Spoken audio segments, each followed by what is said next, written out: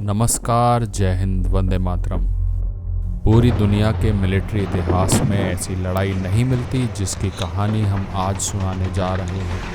1965 के युद्ध की ये लड़ाई वो पहली लड़ाई थी जब पाकिस्तान के परवेज़ मुशर्रफ ने एक युवा लेफ्टिनेंट के तौर पर भारतीय पटखनी का स्वाद चखा था। इस लड़ाई में जो जीत हमें मिली थी वो बेमिसाल थी।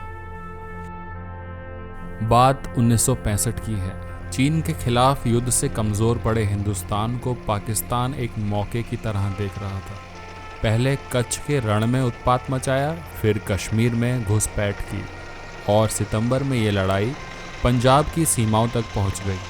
पाकिस्तान की प्रथम आर्मर डिवीज़न और 11वीं इन्फेंट्री डिवीज़न ने अंतर्राष्ट्रीय सीमा को 5 किलोमीटर तक भेद दिया था और पंजाब के दक्षिण में स्थित सीमा से लगते खेमकरन पर कब्जा कर लिया था। पाकिस्तान के प्रथम आर्मर डिवीज़न में अधिकतर अमेरिकी पैटर्न टैंक थे और अमेरिकी सेना के बाहर किसी भी दूसरे देश की सेना का ये सबसे एडवांस आर्मर डिवीज़न माना जाता था। वहीं भारत के पास दूसरे विश्व युद्ध के शर्मन और सेंचुरियन टैंक ही थे। उस दौर में पाकिस्तान के पास बेहतर हथियार थे, बढ़िया टैंक और ताकतवर तोपखाना था। यहाँ तक कि पाकिस्तानी एयरफोर्स भी पश्चिमी मोर्चे पर लगी थी।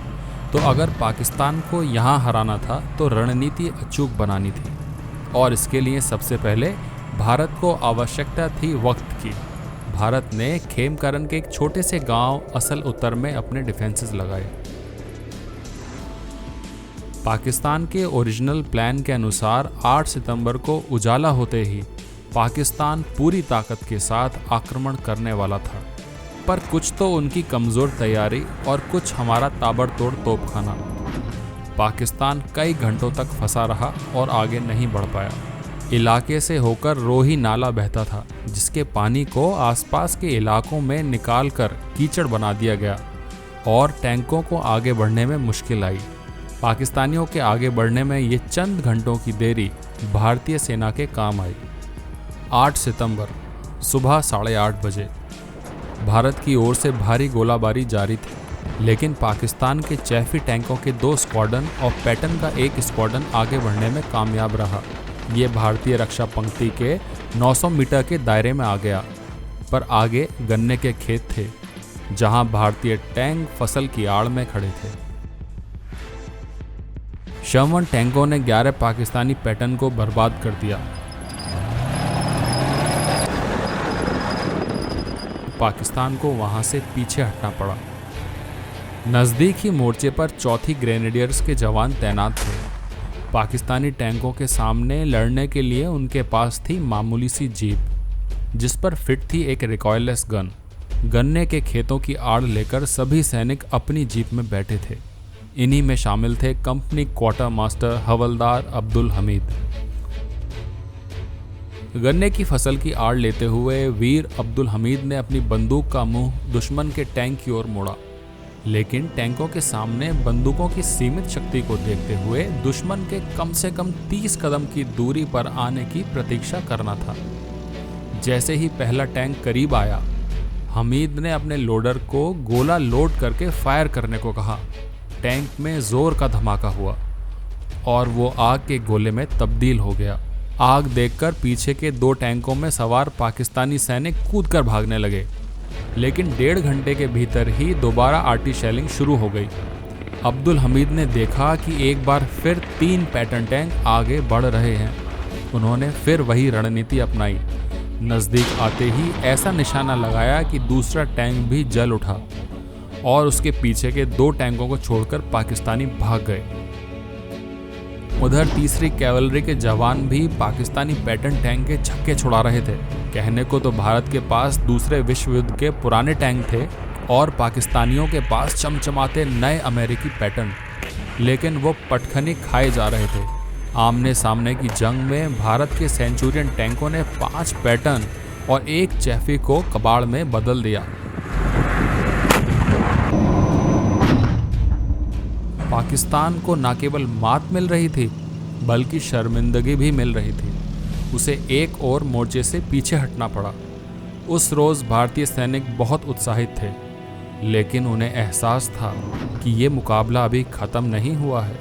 वैसे भी बटालियन का मुकाबला समूचे पाकिस्तानी ब्रिगेड से था। अब्दुल हमीद और उनके साथी अपनी रणनीति पर कायम रहे। सुबह पाकिस्तानी टैंकों ने आक्रमण किया तो उन्होंने अपने आजमाए तरीके से फिर 2 टैंकों को ध्वस्त कर दिया। शाम होते ही उनके साथियों ने 2 और टैंकों को नष्ट कर दिया। अकेले दम पर 4 पाकिस्तानी टैंक तबाह करने के लिए अब्दुल हमीद का नाम परमवीर चक्र के लिए प्रस्तावित कर दिया गया। हालांकि उनकी वीरता का एक अध्याय अभी बाकी था।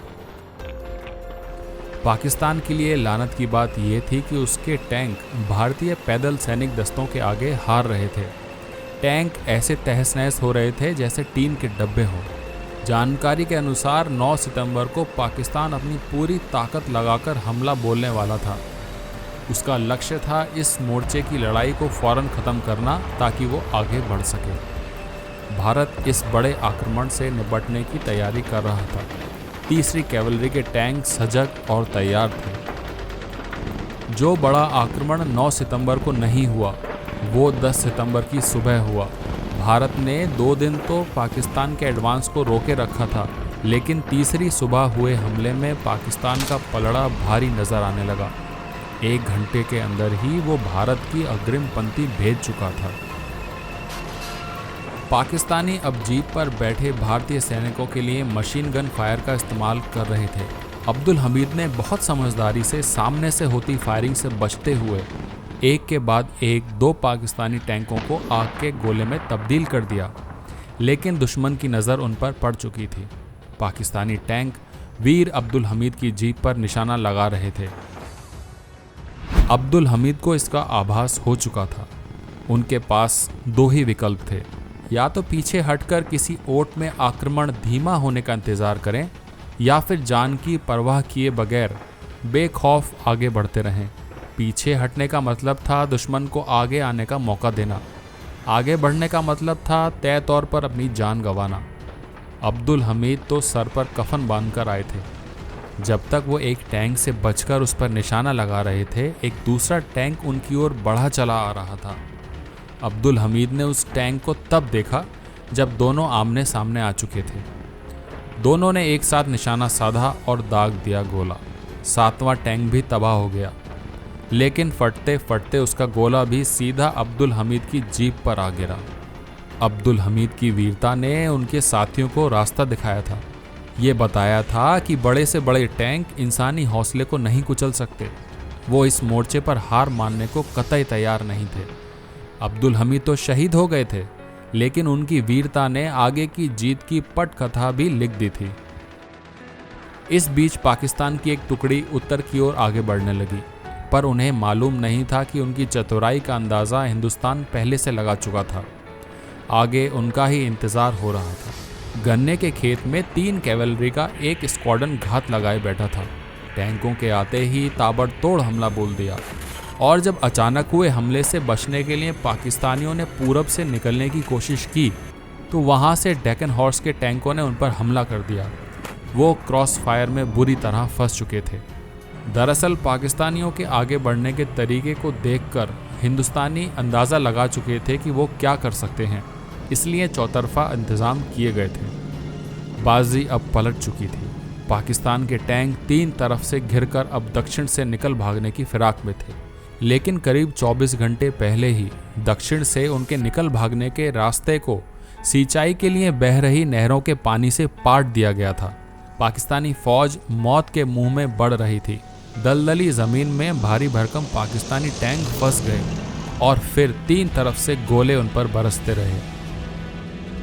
पाकिस्तानी आर्मर डिवीजन का कमांडर मेजर जनरल नासिर उस वक्त युद्ध के हालात का हवाई जायजा ले रहा था।